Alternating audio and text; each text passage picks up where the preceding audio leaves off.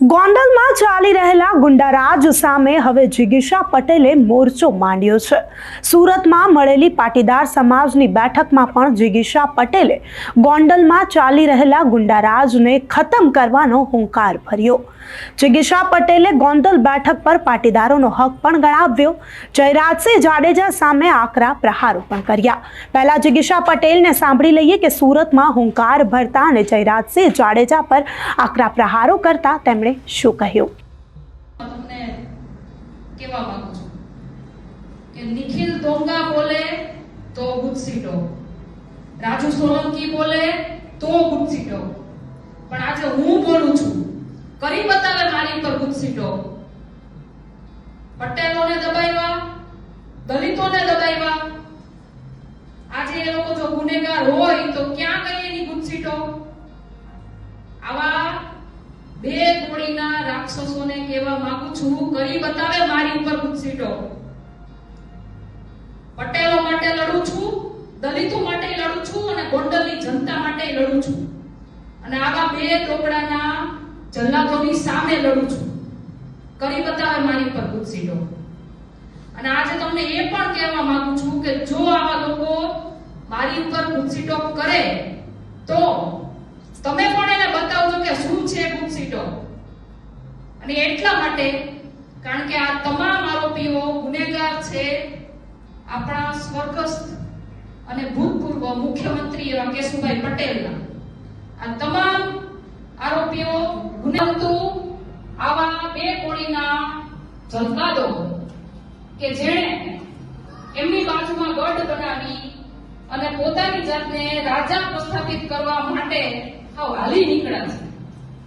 ગઢ બનાવે, દરબાર ભરાવે, શું સમજે છે પોતાની જાતને, શું ઓકાત છે નહીં, શું આ રાજાશાહી કહેવાય કે રાજાશાહીના નામે ચરી ખાનારાઓ આપણી ઉપર રાજ કરીને જશે, આપણને દબાવશે અને આપણે આ બધું સહન કરવાનું છે। આજે કોઈ પણ રાજકીય પાર્ટી જાતિવાદના સ્તર ઉપર ટિકિટોની વહેંચણી કરે છે, જાતિ સમીકરણો બેસાડીને ટિકિટોની વહેંચણી કરે છે। તો ગોંડલની અંદર જાતિ સમીકરણો બેસાડવામાં આવે તો ખુદ ભગવતસિંહજી મહારાજ પણ એમ કહેતા કે આ સીટ પટેલોની છે, આ પાટીદારોની સીટ છે। પણ એ સમયની વાત છોડો કારણ કે એ સમયે તો જાતિવાદ નામશેષ હતો। પણ ભગવતસિંહજી મહારાજ પોતે પણ એવું નહીં ઈચ્છતા હોય કે આવા બે કોણીના જલ્લાદો ગોંડલની ઉપર રાજ કરે અને જનતાની ઉપર અત્યાચાર કરે। હવે આપણે વાત કરીએ સ્વર્ગસ્થ વિનુભાઈ સિંગાડા કે જેને આપણે છોટે સરદાર તરીકે જાણીએ છીએ, સિંહનું કાળજું રાખતા નીડર વ્યક્તિત્વ કે જેને આવા જલ્લાદોની સામે બંધ પોકાર્યો હતો, પણ શું થયું? આપણે એને ગુમાવી દીધા। એક કહેવા જાવ ને તો એવું કહેવાય કે આપણે એને હરાવી દીધા, કારણ કે એના મૃત્યુ પછીથી લઈને આજ સુધી આપણે લોકો એના માટે કાંઈ જ નથી કર્યું। આજે એમના ધર્મપત્ની, એમના કહેવાય ને કે વિધવા પત્નીને જોઈએ ને તો એમ થાય ડર લાગે એને જવાબ આપવામાં કે ભાઈ જ્યારે કાળો માટલો પહેરીને હત્યારાની સામે એકલા લડતા હતા ત્યારે આપણે કોઈ એની સાથે નહોતા, હું પણ એની સાથે નહોતી, મને અફસોસ છે એ વાતનો। પણ ત્યારે હું ઘણી નાની હતી અને મેં તો વિનુભાઈ સિંગાડાનું કહેવાય ને કે એનો ચહેરો પણ મને બહુ યાદ નથી, પણ એનું કાળજું, એનું જીગર, એનો જજ્બો આજે પણ મારા અને તમારા દિલમાં બધાયમાં ધગધગે છે। તો વિનુભાઈ સિંગાડા માટે આપણે કાંઈ નથી કરી શક્યા અને એનો આપણને અફસોસ છે। અને આજે તમારા લોકોની સામે કહું છું કે સ્વર્ગસ્થ વિનુભાઈ સિંગાડાને યાદ કરીને જે એની મૂર્તિ પ્રસ્થાપિત કરવાનું જે મેં વચન આપ્યું છે ને એ મારા જીવના જોખમે પણ પૂરું કરીશ। તમે લોકો અહીંયા ઉપસ્થિત છો એ તમામ લોકોને કહું છું કે જો તમે ગોંડલને ભયમુક્ત બનાવવા માંગતા હો તો જાતિ, ધર્મ બધું સાઈડમાં રાખી અને મને સપોર્ટ કરજો, સહકાર આપજો।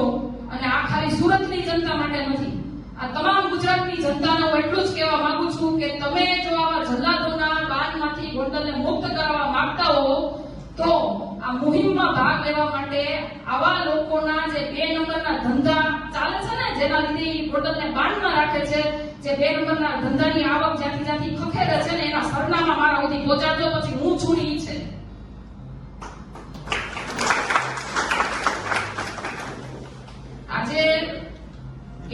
આ ગઢ કેની ઉપર ઊભા છે ને એ તમને કહું. ગોંડલની એપીએમસી, ગોંડલની નાગરિક બેંક, ગોંડલની નગરપાલિકા, આ બધાની ઉપર એના ગઢ ઊભા છે. એનું રાજકારણ ક્યાંથી થાય છે? અને જ્યારે આ ગઢના પાયા હલાવવા માટે જ્યારે આપણો નિખિલ ડોંગા ઉભો થયો ને, તો એની ઉપર એ ગુસ્સી ટોક કરીને એને જેલમાં મોકલી દઈને એની ઉપર યાતના કરવામાં આવી. આ જ ગુસ્સી ટોકનો ઉપયોગ એને રાજુ સોલંકી ઉપર કર્યો. એ દલિત સમાજમાંથી આવે છે, પણ એમને આપણી પાસે ઘણી આશા છે, કારણ કે આપણો વર્ગ ત્યાં મોટો છે. જો આપણી સાથે આ બધું થતું હોય તો નાના સમાજ હવે શું ન થતું હોય તમે વિચારજો. આજે એના દીકરાને અપહરણ કરવામાં આવ્યું, એને મારવામાં આવ્યો, છતાંય ગુસ્સી ટોક થઈ કોની ઉપર? રાજુ સોલંકી ઉપર. ગુસ્સી ટોક થઈ કોની ઉપર? નિખિલ ડોંગા ઉપર. આજે રાજકુમાર જાટનો મૃત્યુ કેસ તમે જોઈ લો, બધા જાણો છો શું છે શું નહીં. દેવ સાટોડિયાની ઘટના જોઈ લો, ઢોર માર માર્યો, પણ છતાંય એના બાપાને સમાધાન કરી દેવું પડ્યું. તો આજે હું તમને એટલું જ કહેવા માંગુ છું કે ગોંડલની અંદર જો તમે ઈચ્છો છો કે પટેલો શાંતિથી જીવે, ગોંડલની અંદર જો તમે ઈચ્છો છો કે દલિતો શાંતિથી જીવે, ગોંડલની અંદર તમે ઈચ્છો છો કે માણસો શાંતિથી જીવે, અને ગોંડલની અંદર જો તમે ઈચ્છો છો કે તમારો આવનારો વંશ શાંતિથી જીવે, તો આ એ જ સમય છે કે આપણે આવા બની બેઠેલા દાદાઓને પતાવવા પડશે. આ સમય છે જીતવાનો, આ સમય છે જીવવાનો. ક્યાં સુધી હારીને મરીને જીવશું? ગોંડલની અંદર રામ રાજ્યની સ્થાપના કરીએ, ભેગા મળીને કરીએ. બોલો, તમે મારી સાથે સહભાગી છો? તમે ગોંડલની અંદર રામ રાજ્ય સ્થાપવા માટે સહભાગી છો? તો આ જ સમય છે કે આપણે ગોંડલને આઝાદ કરાવીએ. બસ આટલી જ આશા સાથે જય હિન્દ, જય ભારત, જય સરદાર.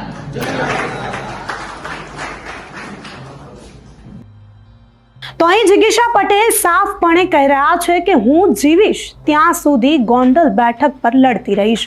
ગોંડલ કટ અહીંયાથી બાઇટ પછી ફરીથી.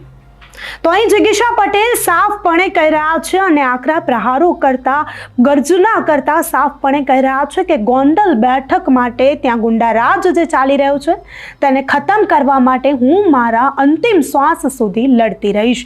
આટલું જ નહીં, તેમણે જયરાજસિંહ જાડેજા વિશે પણ ઘણા આકરા પ્રહારો પણ કર્યા છે. જિગીશા પટેલ હવે આ બેઠક માટે અનેકવાર ગર્જના કરી ચૂક્યા છે. તો જિગીશા પટેલે ગોંડલમાં ચાલતા ગુંડારાજને ખુલ્લો પણ પાડ્યો અને હુંકાર ભર્યો છે કે આ બેઠક પર ગુંડારાજ હવે હું ખતમ કરાવીને રહીશ. તો જિગીશા પટેલે જયરાજસિંહ જાડેજાને લઈને આકરા પ્રહારો કર્યા, તેને લઈને તમારું શું માનવું છે અમને કમેન્ટ કરી ચોક્કસથી જણાવજો. તથા અમારી ચેનલ નિર્ભય ન્યૂઝને લાઇક, શેર અને સબસ્ક્રાઇબ કરવાનું ભૂલશો નહીં. આભાર.